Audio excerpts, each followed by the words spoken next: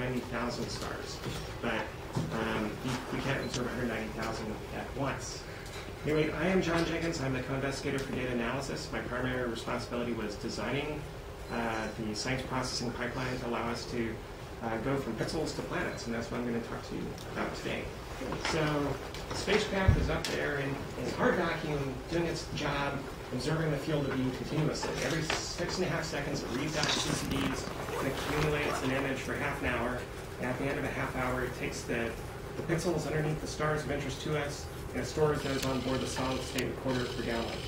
And it's kind of like taking your high school yearbook and just cutting out the pictures of your friends and putting those on one page, because we throw away 95% of the data. Because, you know, hey, face it, most of the sky is dim, and it's not full of stars bright enough for us to observe.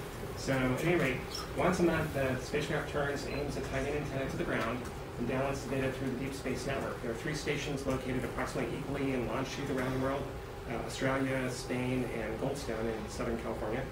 And the data get routed then to the Mission Operations Center in Boulder, and then they send the data to the Data Management Center at Space Telescope Science Institute in Baltimore.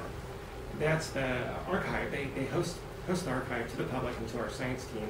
They've signed up to do that for at least 10 years after our mission ends.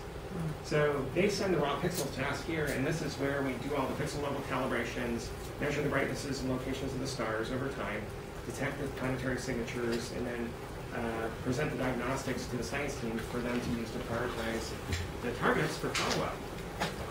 So, and then when we're done with our job here, then every 3 months, okay, so we do this once a quarter, but every 90 days we have to turn the spacecraft to aim the solar rays to the sun and keep the sunshade pointed in the right direction. If you imagine, you know, you're basically in winter quarter, we're looking over the sun, and you have your solar rays pointed towards the sun, but then 3 months later, you're over here.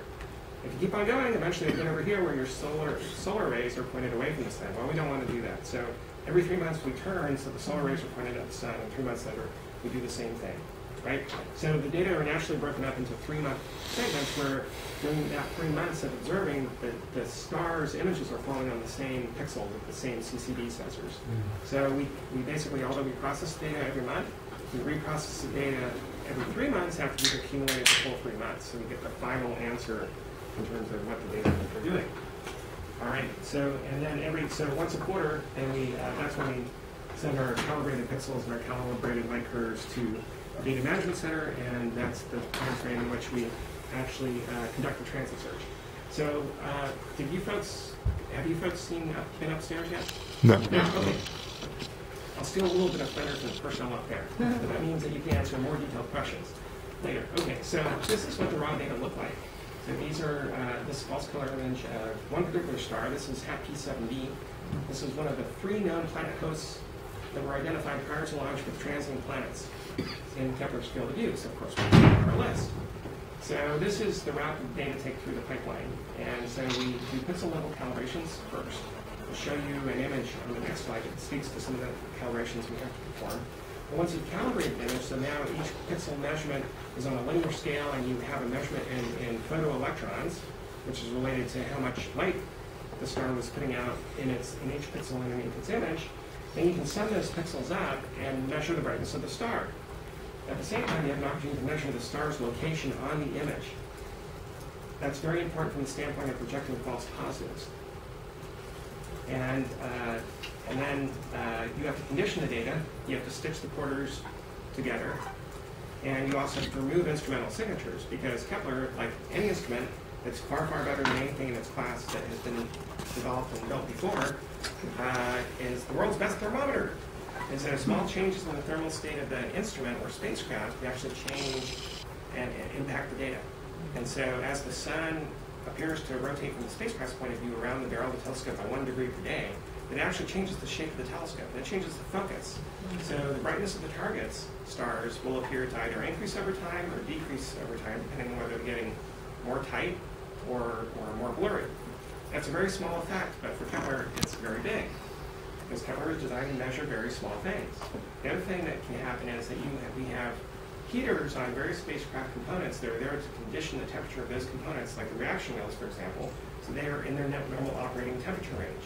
You can't afford to let the reaction wheels cool down to the point where they become sluggish and lock out, because then we want to be pointed at the field of view and we get an emission. So it turns out that 5-degree swing in temperature on one of these reaction level assemblies can change the shape of the telescope so that it causes a 1-micron change in the distance between the primary mirror and the focal plane where our CCD sensors are. You can see that in the data very easily. So that's phenomenal that you can actually see like a 0.1 micron change by eye in the pixel level data of an instrument that's, there's 1.4 meters between the primary and the CCDs. So it's quite a phenomenal instrument, but it also has a personality of its own.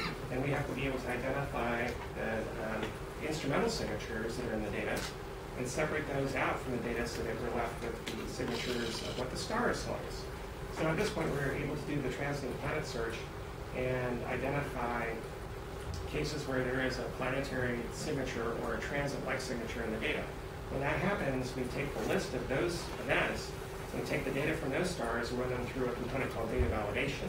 That performs a physical model fit to extract properties of the star and the planet, like the size of the planet, the exact period of the orbit, the epoch of the transits, the time of the first transit, and other characteristics. It also performs a suite of diagnostic tests that can establish or break our confidence in that event as being indicative of a planet.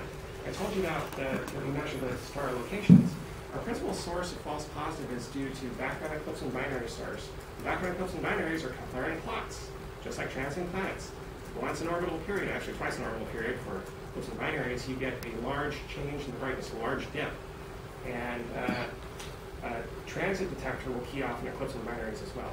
Now, if you have an eclipsing binary that's on a star that's far away, that's very dim compared to the target star's light will dominate, and rather than seeing a 50% decrease in the brightness of the background eclipsing binary, you'll see a 0.01% change or a 0.001% change. And so it can look size-wise like a transiting planet. But in most cases, the background eclipsing binary will be offset on the sky by a small amount from the target star. And when it gets dimmer, the photocenter or location it would attribute to the light will shift. It'll shift towards the target star. And then when it goes back up to its normal level, it'll shift back. So we actually, in data validation, look for a correlation between the motion of the star on the sky and the signature of the planet that we detected. And so if we see such a correlation, that means that we have to have more homework to do. We have to determine whether it's a planetary signature or whether it's an eclipsing background binary signature. And in some cases, it turns out to be a background eclipsing binary. In other cases, it turns out to be the planet. And we have to rely on high spatial resolution observations to know what the background stars are near our target star. Because the pixels for Kepler are 4 arcseconds across, so they're very big on the sky. We consider seeing from liquids on the order of 1 arcsecond. There can be a lot of stars around. Okay, so but this is a picture of our pipeline. So when you go upstairs, you'll see this, and you'll see the planets just rolling out as we turn the spigot on. That's metaphorical, but when you think about it, we've released a list of 1,235 candidate planets in the first 120 days of observation. So that's about 10 candidates per day. I think that's pretty good. All right, so we have, this is one output from one CCD. So we have 84 of these channels. And it's about 1,000 pixels by 1,000 pixels, and I've clipped it to emphasize some of the artifacts that we have to remove. So the vertical trails are caused by the fact we don't have a shutter on board. So it takes half a second to read out the CCD. So a pixel that's up here during the 6-second exposure gets read out. It takes a half a second for it to come down to the bottom and read it travels through this bright star. And so this bright star is causing a smear trail along its column. A pixel down here was read into place during the first 0.3 seconds of the previous read, and it collects light from all the sources above it. And then during the next readout, when it's actually read out, it sees all the sources below it. So the first order smear component is uniform in each column, but it changes from column to column. And we have special regions on our readout that allow us to measure that directly and remove it. So that's one of the principal pixel level calibrations we have to perform. If you see the horizontal features here, those are due to the finite sensors, which are CCDs in the corners of our focal plane, being operated at 10 hertz. They read out at 10 hertz. And the clock signals that actually drive, electrical impulses, clock signals that drive readout of those CCDs gets into our video processing chain, it actually adds an offset to the measurement of our science pixels. And this is fixed pattern noise, so we measure that before launch, and we model it and remove it as part of our pixel level calibrations. So those are two examples of the kinds of calibrations we have to perform before we can actually measure the brightness of the stars. And this is just, this shows you a zoom up here, and this is our good friend P7b, and these are the pixels we collect for that relatively bright star. I think it's about 11.2. Yeah. Sorry, yeah, 10.5 or something. We've done the lights, and just very quickly, anything that has green on it is a pixel we store on the spacecraft and bring down. Anything that's not green, we don't bring down. So this is just a graphical illustration, but no, only 5% of the data actually gets retained on board and then brought down to the ground. But you can see most of the stuff that's not green is very dark. It's background, right? And this region here is a special region. This is where we want to measure very, very carefully what the background binary population is. We're interested in very dim background binaries. Those are 20th and 22nd and 24th magnitude. So things that are 100 times dimmer than, or even more, dimmer than our target stars. Okay, so when I started seeing these beautiful light curves, I thought, well, what would these things sound like? So here's P7b.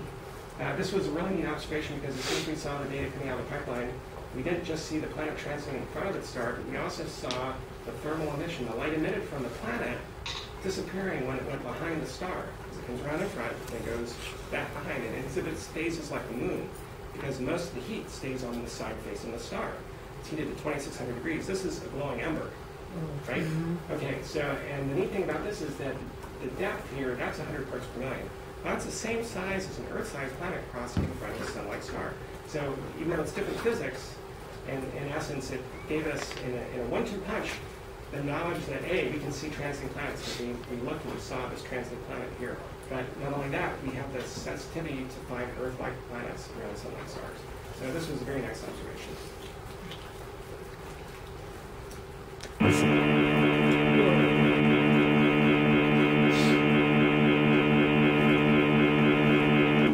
Now this one I've sped up, so that's approximately 3.5 years of data.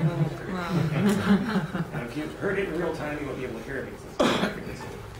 This next star is very interesting. Some of these stars look kind of like signatures of AM, signals from AM radio stations, and so I'll tell you what this star sounds like. Enterprise to Captain Kirk. Well, it would have been really neat if that really happened. If you played a star and it said, "Hello, Earthlings," that would be a real shortcut. I work for an institute, and so all my bosses would be very happy if we anyway, can you imagine advanced civilization? Consider the Earth is only, the Sun is only a third of the age of the galaxy, right? So if there are a lot of civilizations out there, most cases are going to be a lot older than ours. And if they survive that long, can you imagine that it might be able to tickle their stars and modulate the brightnesses of their stars? And this is a somewhat crazy idea, except that people have actually proposed that this could actually be the case. So it would be really awesome to have these civilizations basically sending smoke signals to each other, modulating the brightness of their stars at the time. So we haven't heard anything like that yet, but keep tuned. All right, so this is likely another contact binary. It has two principal tones, and you see a close-up. This is not a computer model. This is the raw data itself. So all this is just raw data. Right, this thing was designed to deliver 20 parts per million in 6.5 hours, and this is changing by about 15%.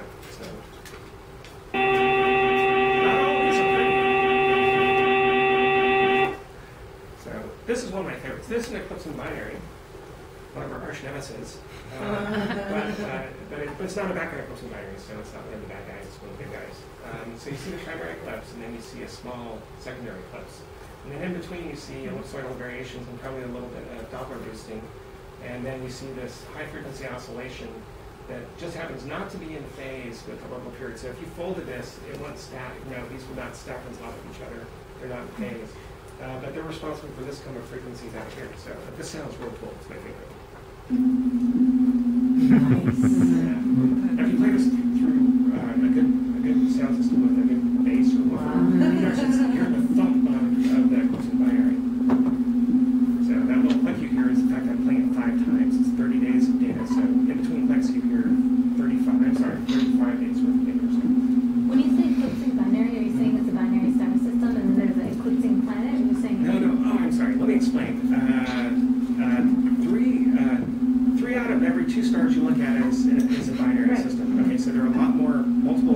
systems and single stellar systems.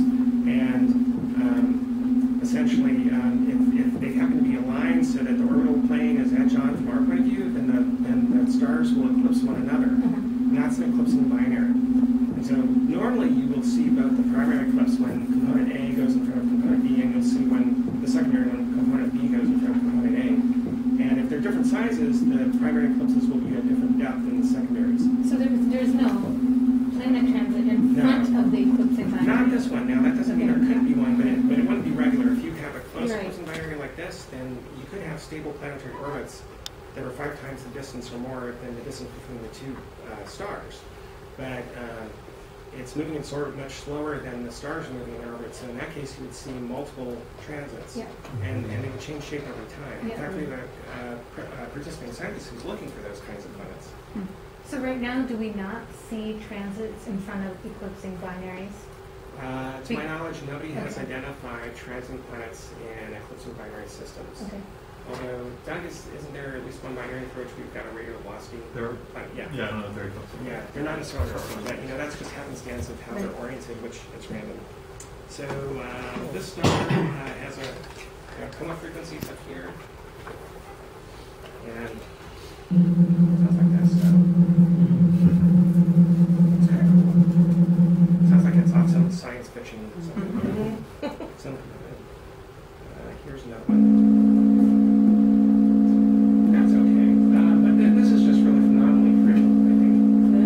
Looks like something you would actually, if you're an electrical engineer knowing electrical engineers, if you had a signal generator, it looks like something that you could get out of your signal generator.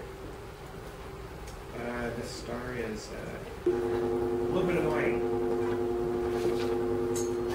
but it's got, it's got a principal tone, and then it's modulate, and then it's got this other modulation going on that's very regular, not perfectly regular, but it's kind of regular.